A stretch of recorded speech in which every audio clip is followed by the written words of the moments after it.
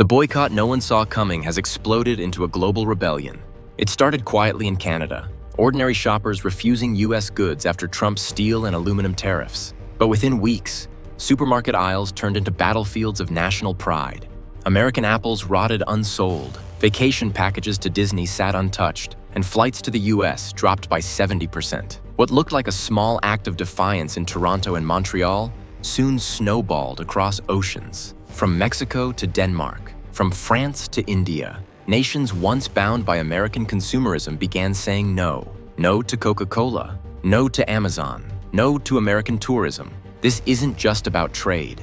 It's about power. It's about whether the United States can still dictate the rules of global commerce, or if 2025 marks the year the world finally pushed back. Stay with me, hit that like button, subscribe, and let's uncover how this boycott could reshape the world. Canada lit the match, and the fire spread faster than anyone expected. When Trump's tariffs slammed into Canadian steel and aluminum, Ottawa responded with formal retaliation. But what really shocked Washington wasn't the government response, it was the people. Canadian consumers launched their own quiet war. Grocery stores began labeling domestic goods with maple leaf flags. Beer aisles were stripped of Budweiser as shoppers proudly grabbed Molson instead. And suddenly, a shopping cart wasn't just groceries.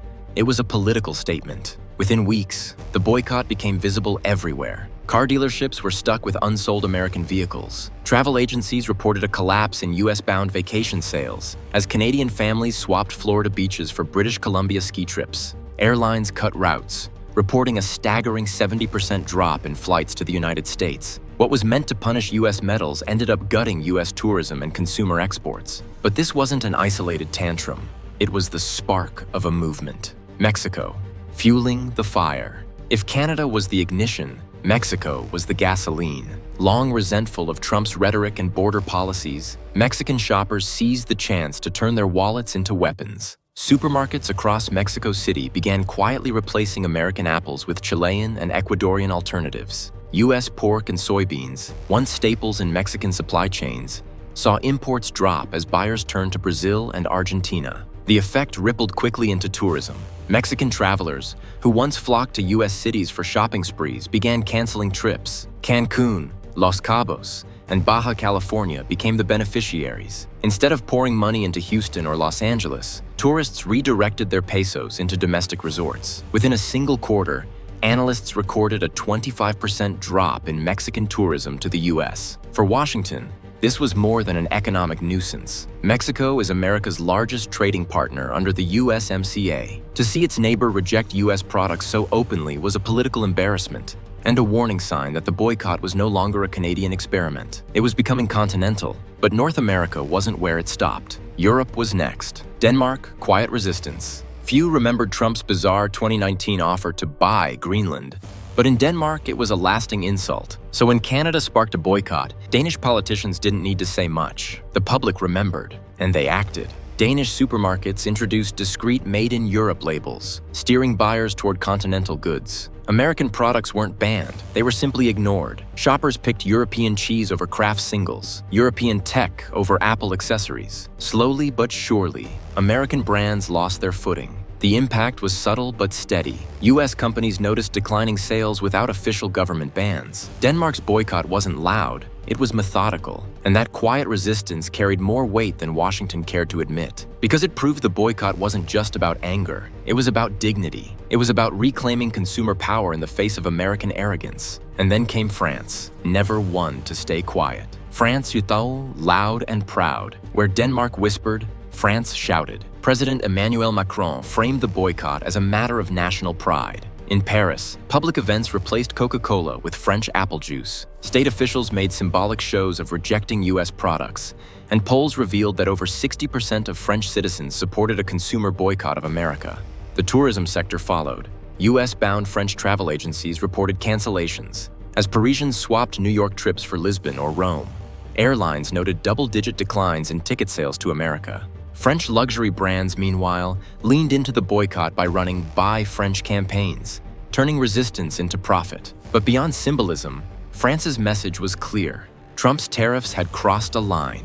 By weaponizing trade, Washington had forced allies to push back. And the pushback wasn't limited to policy. It was embedded in the shopping habits of millions of ordinary people. France's defiance gave the movement credibility. It was no longer a regional protest. It was a global stance. And just as France raised its voice, another ally joined the chorus: Spain. Local pride. Spain's resistance took a different form: culinary nationalism. Spaniards were already proud of their Andalusian oranges, Valencian tomatoes, and Rioja wines. When the boycott wave reached Madrid, it blended perfectly with an existing buy local sentiment. Supermarkets launched campaigns urging citizens to choose Spanish produce over imports. US goods, California oranges, Washington apples, even Starbucks coffee were quietly replaced with local alternatives. Shoppers didn't feel like they were making sacrifices. They felt like they were celebrating their culture, and in doing so, they became part of a global economic rebellion.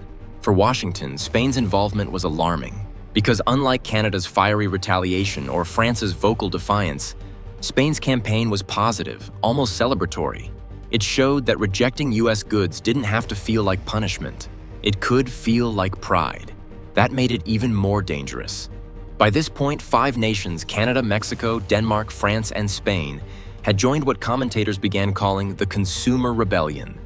Billions in trade were at stake.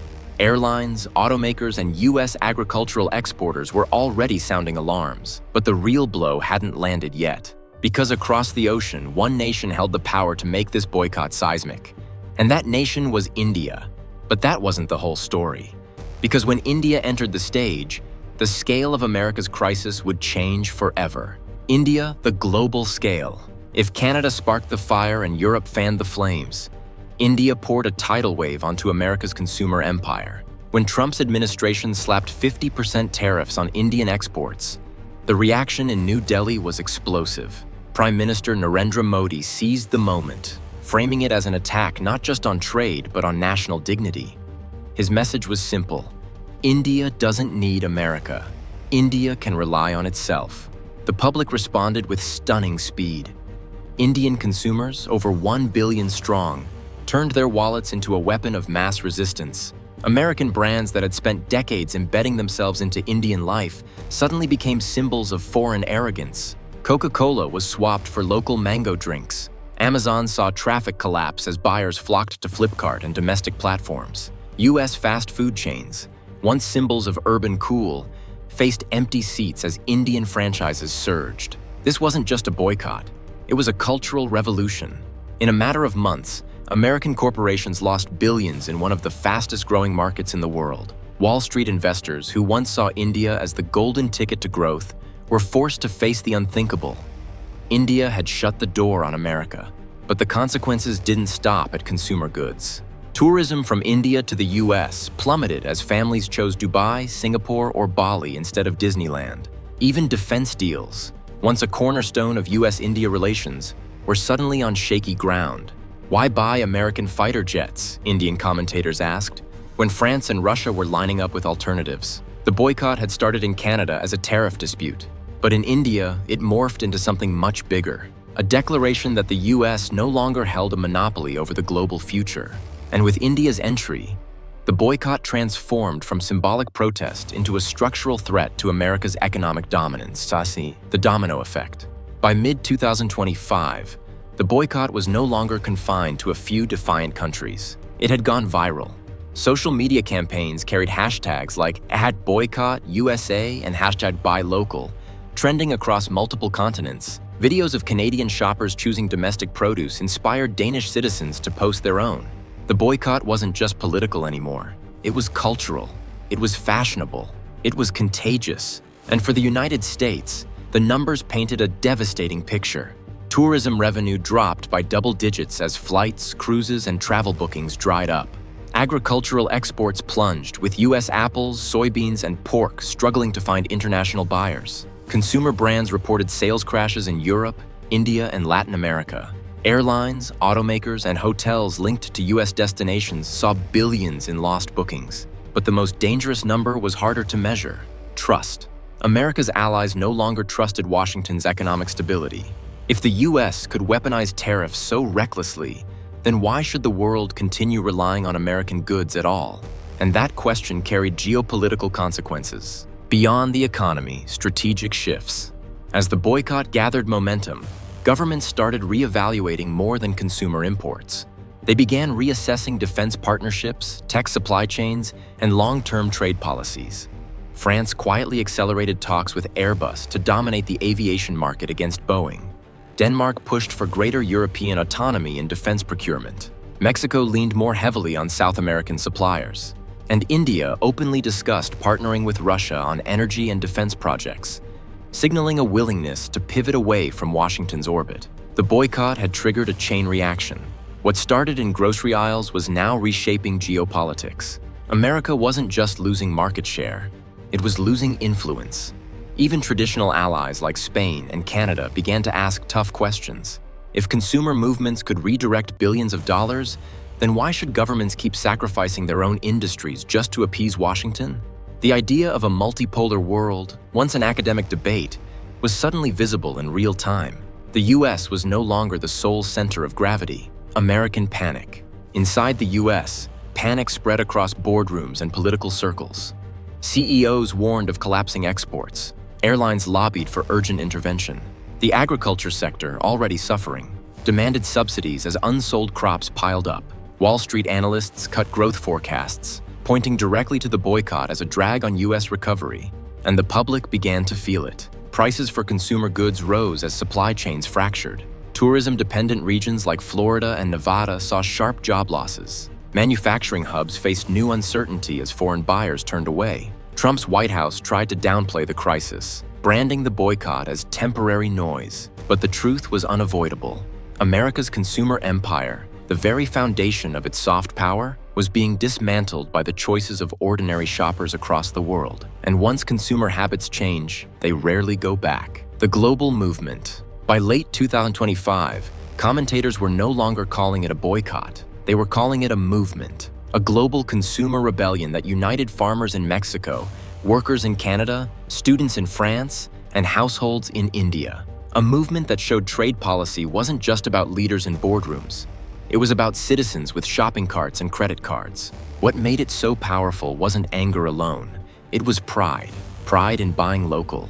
Pride in rejecting foreign control. Pride in showing that the world didn't have to bow to America's economic dictates. And that pride was contagious. From Europe to Asia, the boycott proved that America's dominance wasn't inevitable. That the rules of global trade could be rewritten by ordinary people. That Washington's tariffs had backfired in the most spectacular way imaginable. And yet, as dramatic as the movement had already become, the real question was, what came next? Because this wasn't just about exports, brands, or tourism. This was about the future of global power. The message is clear. The world is no longer afraid to say no to America. What began as a Canadian boycott has erupted into a global consumer rebellion, one that stretches from the streets of Mexico City to the supermarkets of Paris, from the vineyards of Spain to the bustling markets of India. And for the first time in decades, Washington isn't setting the rules, it's reacting to them. This isn't just about tariffs or trade disputes. It's about a shift in power, away from a US-dominated order and toward a multipolar world where nations and consumers alike can chart their own course. So here's the question. Is this the beginning of America's economic decline? Or just a warning shot the US will somehow find a way to overcome? Drop your thoughts in the comments. Don't forget to like, subscribe, and stay tuned because this story is far from over.